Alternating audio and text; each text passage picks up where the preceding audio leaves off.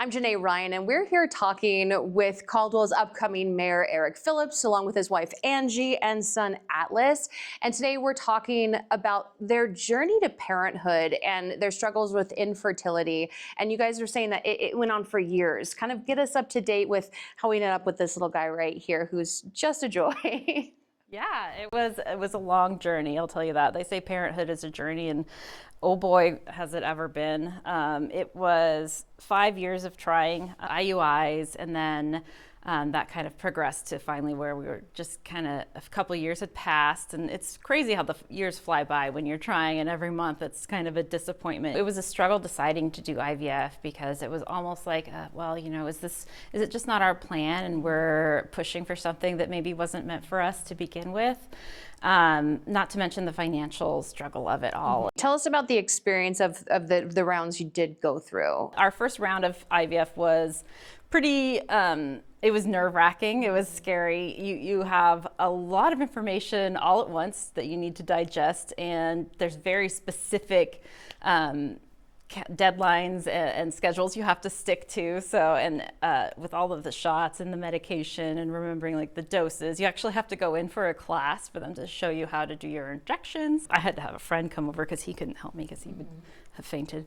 I had a couple of road trips for work planned while we were starting this cycle. So I remember I was driving all the way across Montana with a cooler with ice packs and my medications. And I was at the Garden of Eden truck stop in Twin Falls doing one of my injections at 8 p.m. because they always have to be at a precise time of day, and just thinking, man, this has got to look weird if somebody were to see me doing a shot in my car. Like, it's legit, I promise. What was the emotional experience of going through that, and maybe even like for your marriage too? It was hard. You really have to lean on each other. When you have unexplained infertility, there's a lot of kind of guilt. It's like, okay, is it a little bit of both of us? Is it all just me? Am I the one that's standing in the way of like my husband ever being a father, you know, putting all of these drugs into me? You know, you definitely have to deal with the hormonal mood swings. He was a champ with that, luckily. We were on the schedule to go back and try for the last time, and all I could feel was relief. Like, okay, thank goodness, we're gonna be able to just come in, finish it up. It's probably not gonna work. We totally accepted that.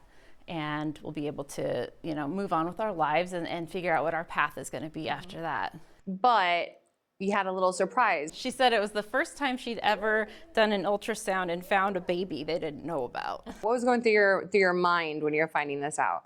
It was shock, awe, disbelief, gratitude, all in one, fear. I think the biggest part was just like, okay, how am I gonna deal with this? Like, it's probably not gonna work out because nothing's worked out before. I think I said we need to talk about what they found at the ultrasound. So, you know, even though it was probably a 10 to 12 minute drive from where I was working at the time, you know, to home, I felt like it was 10,000 miles. Because I was like, is it cancer? Is it, you know, pure infertility? Is it all these things? You know, you never know, right? Never thinking pregnancy. Yeah, absolutely. We'd given up. You know, to have that joy was just astonishing, and it was, you know, all of the hard work. We think health changes, diet, vitamins that our doctor at the time had put us through, I think helped us lead to success. But that's not easy for everyone. I feel like we would have been able to be happy for the rest of our lives, but then to have such a miracle and surprise just show up out of nowhere so unexpectedly has been amazing. Why share your story? What are you wanting people to hear with you, or to learn from you, or to gain from this? You never know what's around the corner. One door might be... Yes, don't give up. Don't give up. Life might be throwing you some curveballs, closing a lot of doors. You know, we thought that his door had closed with his job when he was running for mayor, and that obviously worked out better than we could have hoped. But also with Atlas, like, we never could have dreamed that we would be here with a child. And if you think things are bad, it might turn out better than you ever thought. I would say if you know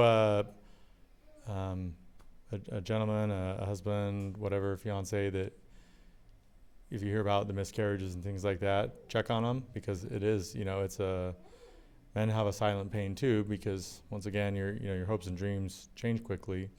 So if you hear about it, it's okay to talk about it. It's okay, whether you go grab a slice of pizza, go for a walk, go to the shooting range, go bicycling, whatever. Just make sure you talk about it. Even if it doesn't result in a child, there's still light at the end of the tunnel. There's still happiness to be found. There's so many ways to give back to the world Yeah, give back without to the world. being a parent.